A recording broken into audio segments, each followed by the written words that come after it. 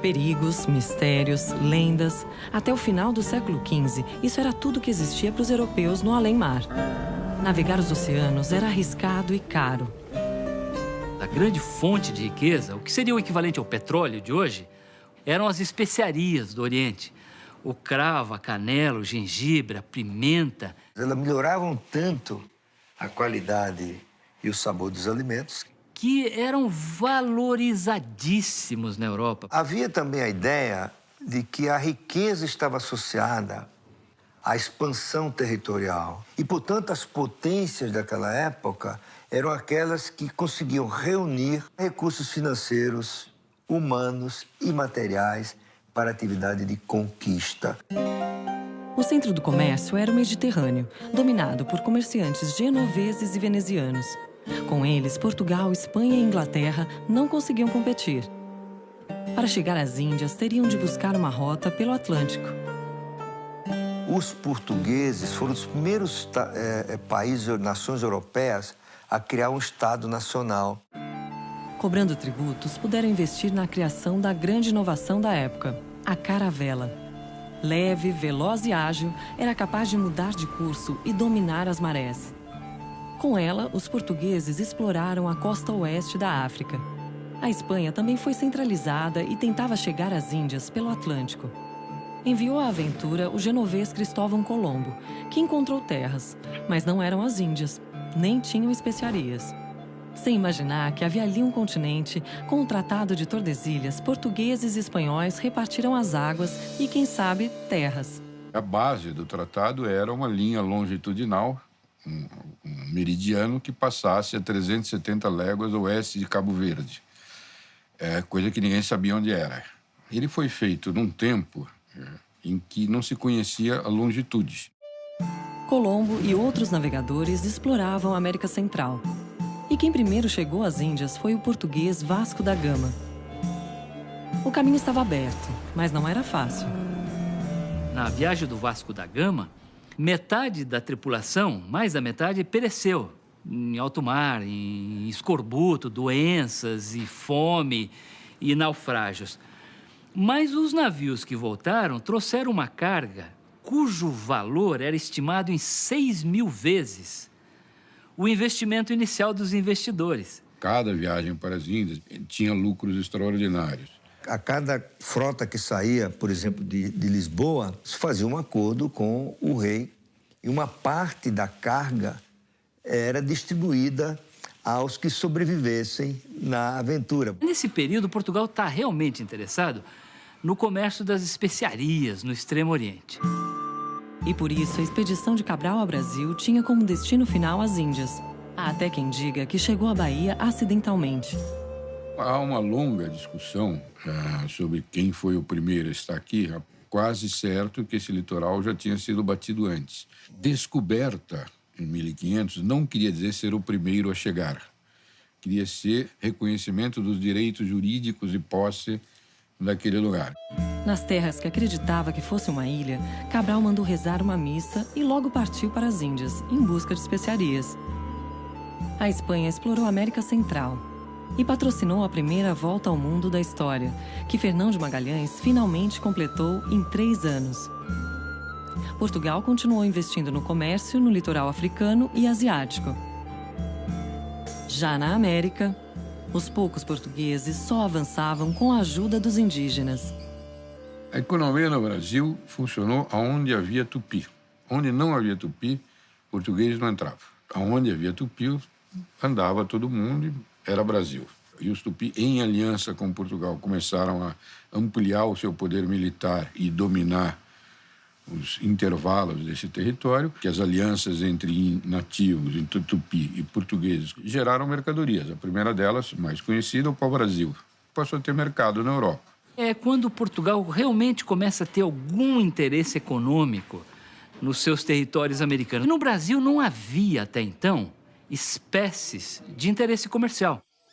Os portugueses exploraram o pau-brasil quase até a extinção.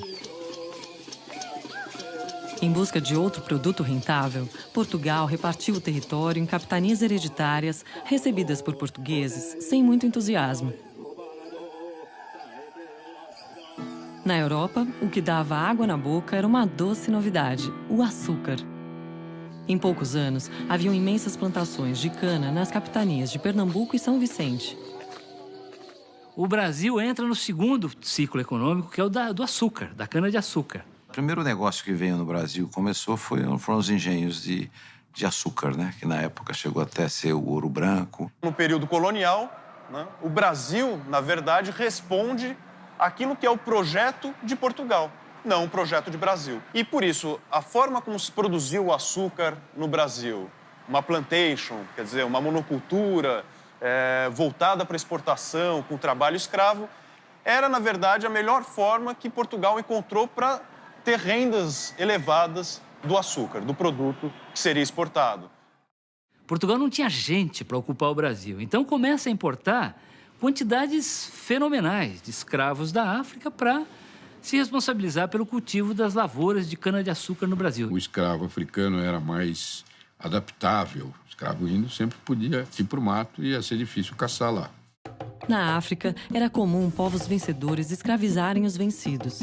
E europeus passaram a vendê-los nas Américas, impulsionando a produção do açúcar brasileiro. O açúcar chegou a ser a principal commodity do comércio mundial. Na virada do século XVII, alguma coisa como 5% da receita total do Império Português já vinha do Brasil. Aí sim o Brasil ganha uma importância econômica que não havia tido durante o século XVI. Com os latifúndios, surgiram outras atividades econômicas e um mercado interno. A pecuária começou a se desenvolver fortemente pelo interior do Nordeste já no século XVII. Couro, artefatos de couro, feijão, arroz, farinha, carne de charque, cachaça e produtos primários. O Brasil conseguiu montar uma economia colonial dinâmica, cuja taxa de crescimento era maior do que a economia portuguesa. A moeda oficial era a de Portugal, o real, contado em 1.000 réis, cruzado, pataca, tostão, vintém. R$1 não valia meia pataca, nem um tostão. Mas nenhuma moeda era muito usada por aqui. A moeda que circulava no Brasil era a prata cunhada em Potosí. Você tinha no século XVII o Mosteiro de São Bento, no Rio de Janeiro, tem uma Capela dos Prateiros. E era um dos lugares onde se guardava prata. A Santa Casa de Salvador, que é o equivalente, vamos dizer, ao banco da época, que financiava a produção de açúcar, emprestava dinheiro, recebia dinheiro. Basicamente, essa era a instituição financeira da época. As pessoas não tinham moeda para fazer trocas. Pessoas, quando recebiam a moeda, um ouro e tal, eles guardavam e preferiam usar o escambo, a troca. Trocas físicas, escambo mesmo, trocavam carne de charca por açúcar. Na ausência de moeda de papel, as liquidações são todas feitas de palavra e a palavra é cumprida. O fiado é a mais ubíqua, a mais extensa instituição econômica criada no Brasil. Essa é a base real sobre a qual se constrói capitalismo no Brasil. Dinheiro mal passava pelas mãos do povo. Sem moeda não havia imposto, a não ser sobre o ouro encontrado. Para poder circular, ele devia passar pela casa de fundição. Só depois de cobrado 1/5, a barra recebia o selo real. Foi assim que surgiu a expressão quinto dos infernos. O quinto era a forma mais prática de você cobrar imposto. E esse imposto, em 1580, mudou de mãos. A Espanha dominou Portugal, criando a União Ibérica. O maior interesse espanhol no Brasil eram os engenhos. Existiam 300 deles em Pernambuco e na Bahia, além de alguns nas capitanias do Rio de Janeiro e São Vicente. Sob o domínio espanhol, o ciclo da cana chegou ao seu ápice. Em 1600, Inglaterra e França começaram a fundar suas colônias na América do Norte. Mas a colonização lá foi muito diferente daqui. Nosso atraso em relação aos Estados Unidos É uma derivada da colonização. Nos Estados Unidos se fez o que se chamou de colônia de povoamento. Que replicou a sociedade, a cultura da Inglaterra, que era o país mais avançado que havia naquela época.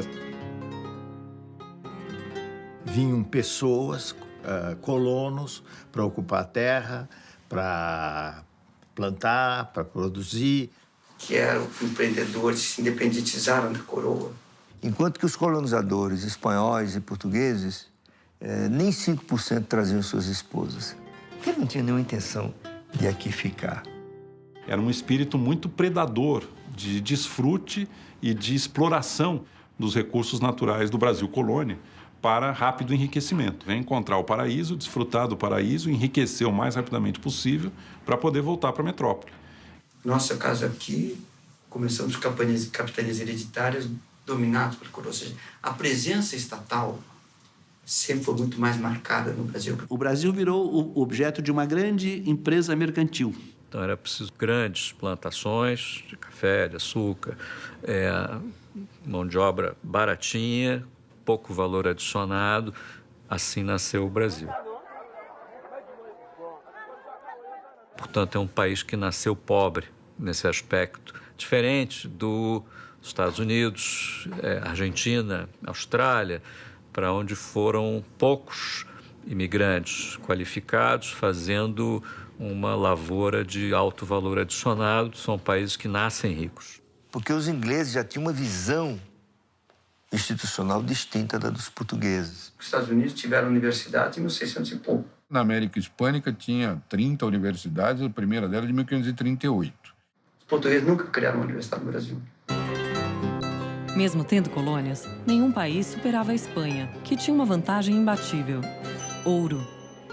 Naquela época prevalecia uma ideia de que a riqueza provinha do acúmulo de metais preciosos. Os países que tiveram acesso a essa riqueza foram muito prósperos. E daí nasceu a ideia de que um país poderia ficar rico se ele fosse capaz de exportar mais do que importava e, com isso, acumulava metais preciosos, porque as contas entre os países eram acertadas em ouro e prata, mais em ouro do que em prata. Em breve, se veria que só a riqueza não sustenta a hegemonia de um país. O que poderia valer mais do que o ouro? O que seria mais forte do que a invencível armada espanhola?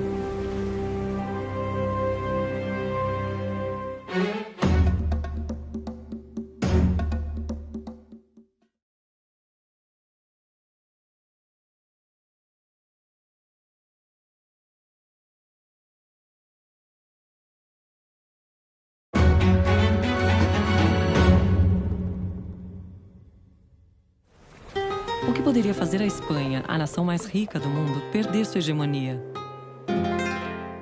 Tanto Portugal quanto Espanha não criaram mecanismos que transformassem essa riqueza momentânea num processo de enriquecimento mais sustentado da sociedade. Não adianta só ser rico do ponto de vista de ter acesso a metais preciosos. O desenvolvimento é algo muito mais complexo.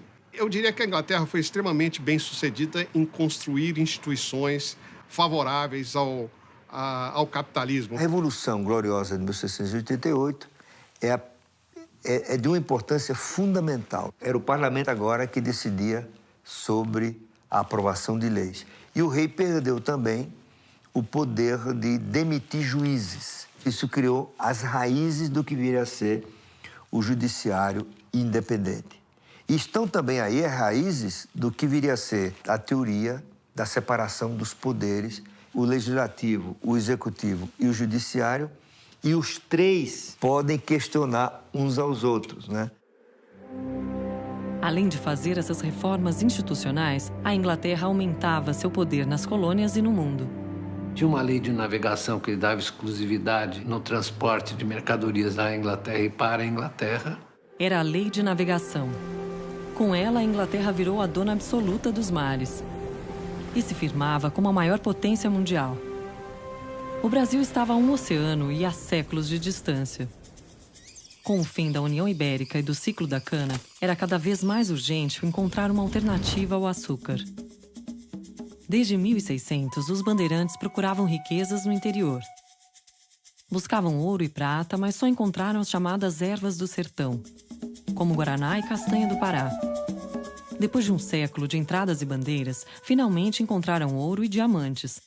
Por isso, a região seria chamada de Minas Gerais. Durante o século XVIII, metade da produção mundial de ouro e diamante saía do Brasil. Quem descobria ouro tinha dinheiro, comprava em dinheiro, e tudo isso gerou o mercado interno. É só ver que onde teve ouro, teve uma vila colonial rica, Vila Rica, cujo nome era esse, tinha orquestra, ópera, um monte de igrejas, umas procissões, enfim, uma sofisticada vida social, portanto, mercado, né, em volta. A fase extrativista mesmo do ouro que foi, ela só durou 50 anos entre a entrada e a saída e só serviu para consolidar a aliança da Inglaterra com Portugal, né? O Brasil estava preso ao pacto colonial. Tudo aquilo que era produzido precisava passar por Portugal e tudo aquilo que era consumido vinha de Portugal. Todo o ouro, por exemplo, que era retirado de Minas Gerais, de Goiás, ele tinha que ser levado a Portugal, né? Portugal é quem detinha o comércio, o monopólio do comércio com o Brasil. Mas, na realidade, o que ocorria é que Portugal, muito cedo, passou a ter uma dependência grande da Inglaterra. As mercadorias que chegavam a Portugal, eram distribuídas para outros países da Europa sob controle dos ingleses. Com a descoberta do ouro, foi fundada em Salvador, a capital da colônia, a primeira Casa da Moeda no Brasil. E aí ocorre uma grande corrida para o Brasil. A população brasileira, que até o final do século XVII era de apenas 300 mil habitantes, ela multiplica 10 vezes durante o século XVIII. Só de escravos entraram no Brasil mais de 1 milhão de cativos africanos para trabalhar nas minas de ouro e diamante. O produto escravo, no final do século XVIII, ele era a principal atividade econômica do Brasil. Foi mais importante do que o grande latifúndio. Para você ter uma ideia, o Brasil foi o maior entreposto negreiro das Américas. O controle do tráfico de escravos era feito no Brasil. Os grandes empresários, os grandes investidores de Salvador, do Rio de Janeiro, eram traficantes de escravos. O Rio de Janeiro se tornou o centro do comércio de escravos do Brasil. E os lucros ficavam dentro do setor interno da economia colonial. Não eram mandados para fora. O Rio de Janeiro se transformava no centro econômico da colônia. E quando o Brasil se tornou vice-reino, a cidade passou a ser a capital. No velho continente, Londres havia se tornado um importante centro do iluminismo, que renovou a maneira de pensar e de sentir. Da ciência às artes e à literatura, do sistema político ao pensamento filosófico, o mundo vivia uma intensa transformação, que se refletiria também na economia. Os grandes pais da moderna economia, no sentido do pensamento econômico, são expoentes da filosofia iluminista. Tornaram o pensamento econômico um instrumento a serviço do desenvolvimento e do progresso. A ideia de riqueza que está na nossa cabeça é basicamente aquela que o Adam Smith definiu, que é você pegar um bem da natureza, deixar uma marca do trabalho nele e você vende isso como esse objeto como mercadoria. Isso é um pressuposto maior de toda a economia capitalista e, diga-se de passagem, das ideias do Marx e do socialismo.